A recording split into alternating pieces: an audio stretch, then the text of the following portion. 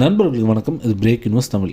Rashtriya Indian military காலேஜில் உங்கள் குழந்தைய 8ஆம் வகுப்பில் சேர்க்கணும்னு நீங்கள் ஆசைப்படுறீங்க அப்படின்னா உங்களுக்கான நோட்டிஃபிகேஷன் இப்போ வெளியே இருக்குங்க.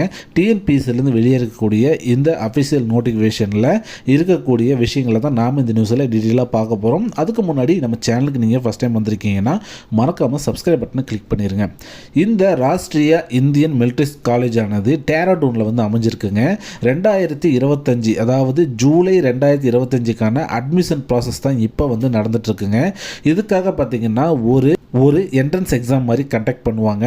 ஸோ இந்த எக்ஸாம் என்றைக்கு நடக்க போகுதுன்னு பார்த்தீங்கன்னா டிசம்பர் 1ஆம் தேதி 2024 அன்னைக்கு நடக்க போகுதுங்க. நடக்க போகிற இடம் பார்த்திங்கன்னா சென்னை மட்டும்தான். ஸோ தமிழ்நாட்டில் சென்னை மட்டும்தான் இது சென்டராக இருக்குது. இந்த எக்ஸாமினேஷன் எப்படி இருக்குன்னு பார்த்தீங்கன்னா return examination and viva voice அப்படின்னு 2 கலந்தே இருக்குங்க. எந்த லாங்குவேஜில் நீங்கள் எழுதலான்னு பார்த்தீங்கன்னா இங்கிலீஷ் அண்டு ஹிந்தி இந்த 2ல் ஏதாச்சும் ஒன்றில் தான் நீங்கள் எழுத முடியும்.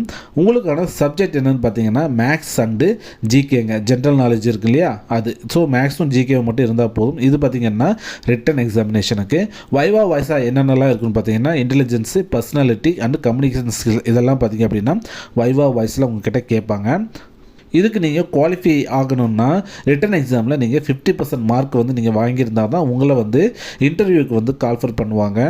நீங்கள் ஜென்ரல் கேட்டகரியாக இருந்தீங்கன்னா 600 ரூபா டிடி எடுத்து அனுப்பணும். இதுவே எஸ்சி எஸ்டியாக இருந்தீங்க அப்படின்னா 555 ரூபா நீங்கள் டிடி எடுத்து அனுப்பணுங்க. ஒருவேளை நீங்கள் ஆன்லைன் பேமெண்ட் பண்ணுற மாதிரி இருந்துச்சு அப்படின்னா நீங்கள் பேமெண்ட் பண்ண வேண்டிய முகவரி என்னென்னா www.rimc.gov.in அப்படிங்கிற இந்த இணையதளத்தில் போயிட்டு ஆன்லைன் பேமெண்ட்டை நீங்கள் பே பண்ணிடலாம். ஸோ எப்போ நீங்கள் ஆன்லைன் பேமெண்ட்டை எப்போ பே பண்ணுறீங்களோ அப்போ தான் உங்களுக்கான அப்ளிகேஷன் ஃபார்ம் மற்றும் கொஸ்டின்கள்லாம் இருக்கக்கூடிய புக்லெட் இதெல்லாமே உங்களுடைய இல்லம் தேடி வந்துருங்க. அடுத்ததாக உங்களுடைய குழந்தையோடைய ஏஜ் எவ்வளோ இருக்குன்னு பார்த்தீங்கன்னா 11 13 தான் இருக்கணும். அதாவது உங்களுடைய குழந்தை 2 ஜூலை 2012 1 ஜனவரி 2014 இந்த இடைப்பட்ட காலத்தில் தான் உங்கள் குழந்தை பிறந்திருக்கணும். அப்படி பிறந்ததால் மட்டும்தான் நீங்கள் இதுக்கு அப்ளை பண்ண முடியும்.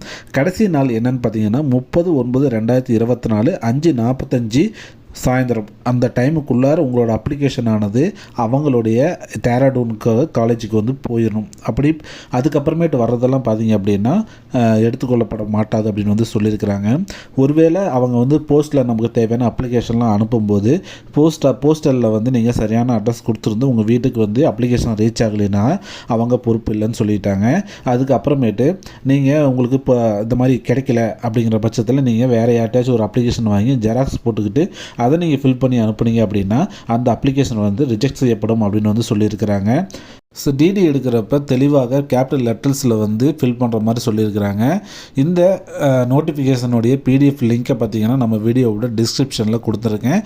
அதை கிளிக் பண்ணி நீங்கள் ஃபுல் டீட்டெயில்ஸை தெளிவாக தெரிஞ்சுக்க முடியும். மீண்டும் ஒரு நல்ல தகவலோடு சந்திக்கிறேன். அது வரைக்கும் நன்றி, வணக்கம்.